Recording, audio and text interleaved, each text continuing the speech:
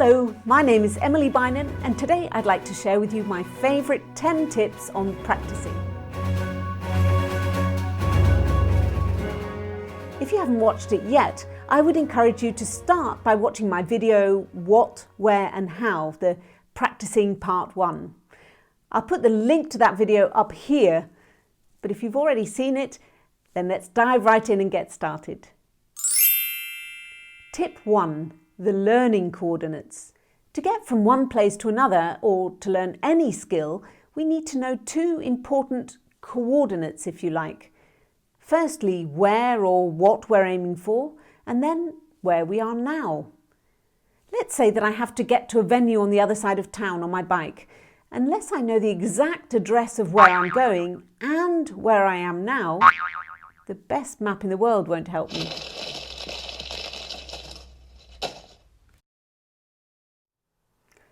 Similarly, if I try and recreate a cake that my granny used to bake, firstly I need a strong memory of how that looked and smelt, what the texture was, and of course how it tasted. Then I need to compare my version. Does it look the same? Does it have the same texture in my mouth? Is it sweet enough, or do I need to add some sugar or maybe a pinch of salt? If we translate this to practising, it means knowing exactly how you want any given note or passage to sound. Can you really hear it in your head before you play it?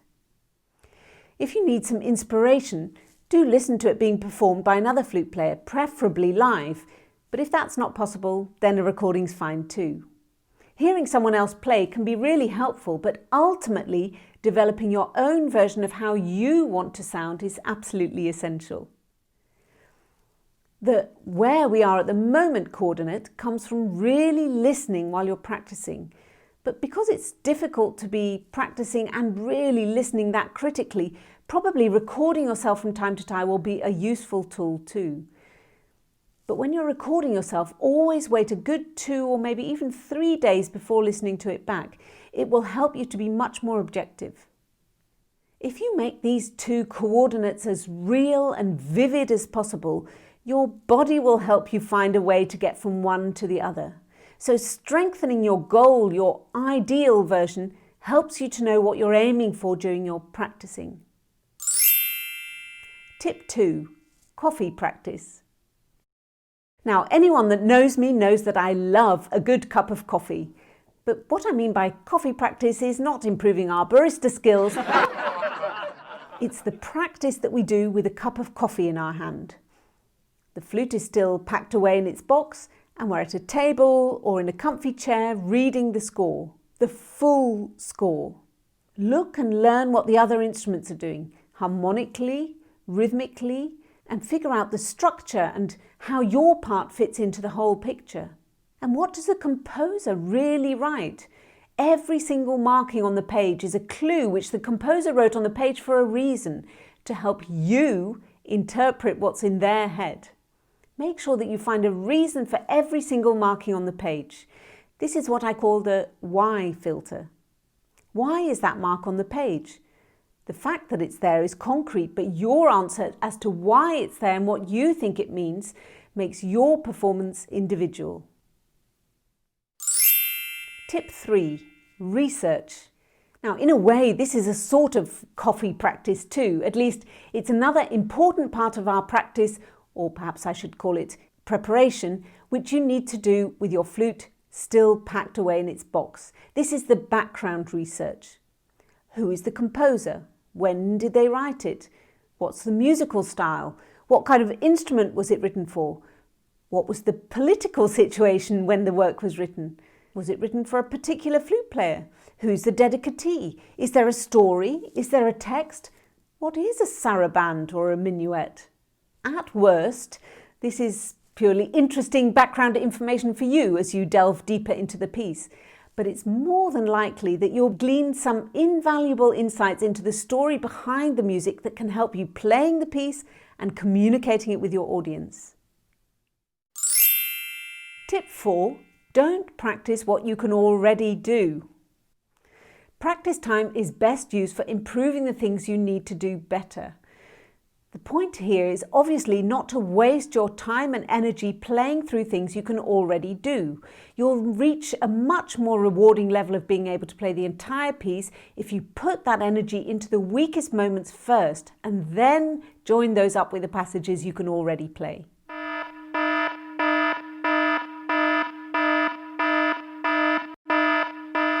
Here it's very important to make the distinction between labelling a passage a tricky one or one you can't play yet, and how you set about working on that passage. Once you're working on the passage, you should always work from a place of something you can do. Can you play it at half tempo? Okay, so start from there and build up the tempo gradually, perhaps 5 repetitions at each metronome click. Can you play the passage in tempo but just 2 notes at a time? Great! Start from there and then try and play it a little slower but 3 notes at a time. Or start from the 2 notes and go through the phrase adding 1 note on each repetition. In this part of practice, it's important that you always play it correctly. Tip number 5, the 5 stars method. Now, you know better than anyone where those 5 places are which you slightly dread coming up. You know where they are, so don't run away from them, run towards them. Now, if I had a magic wand and could make those 5 places magically easy for you, I'd do it in a heartbeat. But the truth is that you have that magic wand. Isolate them, dissect them, dig deep and analyse what the problem really is. Break it down into small, manageable chunks and don't play anything else in that piece or movement until you've got those 5 places nailed. Then you'll look forward to those 5 places as they become the parts that you spent the most time with, and they've become your friends.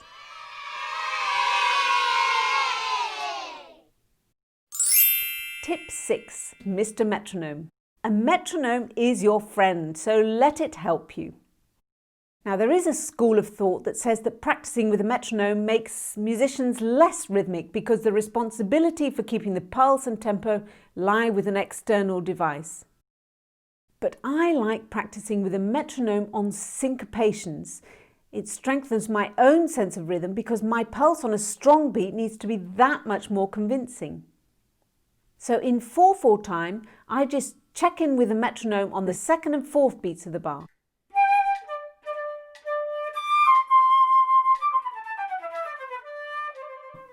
In 3/4 time, you could practice with having just 1 beat in the bar, perhaps on the 3rd beat, or even on the 2nd beat. Tricky! By the way, if you've watched some of my earlier videos, you might remember that I mentioned a great metronome app, the Odd Metronome, which is great for practicing irregular beat patterns, and you can program it for your exact beat pattern needs. Tip 7, visualize. We all know that the mind is a very powerful thing, and visualizing can be a hugely powerful exercise. I think there are 2 ways that we can use visualizing to help us. The first is to visualize a performance of the piece you're working on. Where will that concert take place? What will you be wearing? Who will be listening? How will you feel? How will you play? It doesn't matter if the performance is for your teacher in your lesson next week, or an audition, or a school concert, or a recital in the Carnegie Hall. Using that visualization is a huge motivator when you're practicing. The second way we can use visualization takes place outside the practice room, and it's based on some interesting research that was done into basketball players in America. 144 of them were split into 2 groups. The first group practiced making one-handed free shots on the basketball court, and the other group merely visualized making those shots. After 2 weeks, their progress was pretty much exactly the same. So use that time when you're on your bike or walking the dog or washing the dishes to be visualizing how you're playing. It's extra useful, extra practice time. Tip 8, know which energy you're using. For part of your practice, you can be in a kind of technical, analytical mode, more head than heart, if you like, analysing the notes, technically getting things straight and well organised and with a clinically cool head. But for other parts of your practice, you'll need to be in full concert energy, practising going through the whole piece or movement or page in one go without stopping and, most importantly, without judging. The moment we start thinking, oh, that didn't go very well, phew, that was good for a change, we're not 100% focused on what we're playing in this moment or what's coming up around the corner. And that's always where your focus needs to be in a concert. If you haven't practiced switching off that judging mode, then it will be impossible to even find the switch in the concert. So always know which mode you're in when you're practicing so that you can regulate your energy throughout the session. Tip 9. We're only human. Just get started, forgive yourself and keep a notepad close to hand. We all have days when we don't really feel like practicing. It's only human. Some days, even if I've tried visualizing how ready I need to be for a certain concert and have made a clear plan of work, sometimes I just can't quite muster enough enthusiasm to get down to the nitty-gritty of practicing. And on those days, I make a deal with myself to just play for 15 minutes just to keep my conscience clean. Once I've got my flute out and I actually start work, I often find that even without realizing it, I've been playing for 45 minutes or even an hour. So forgive yourself and allow yourself a few days when you don't work flat out, but when just playing the instrument for a while is enough. But make sure you get some extra rest that night and the next day get back to the disciplined practice. Don't allow yourself too many of those sort of days or you'll lose the advantage of regular practicing.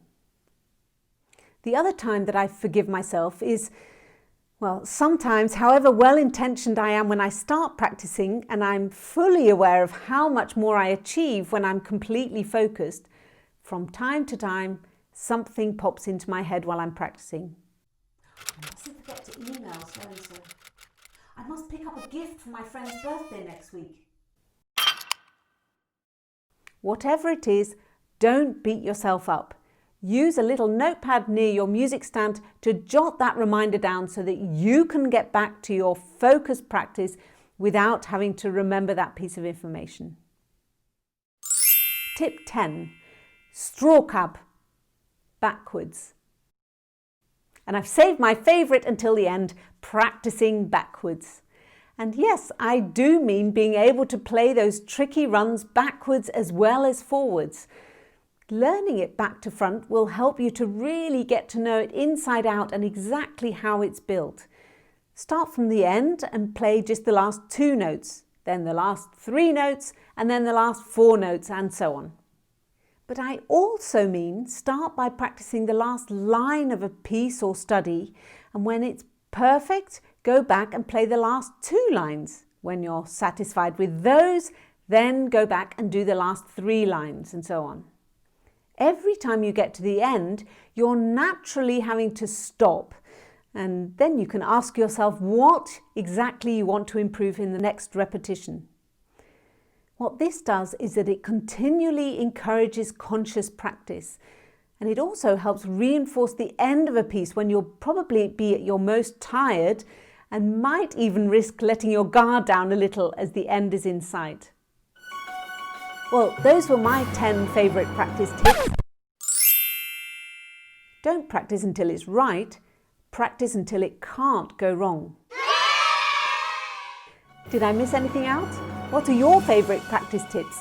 Do share them with us all in the comments section here below, and I look forward to reading them. I hope you've enjoyed this. See you next time.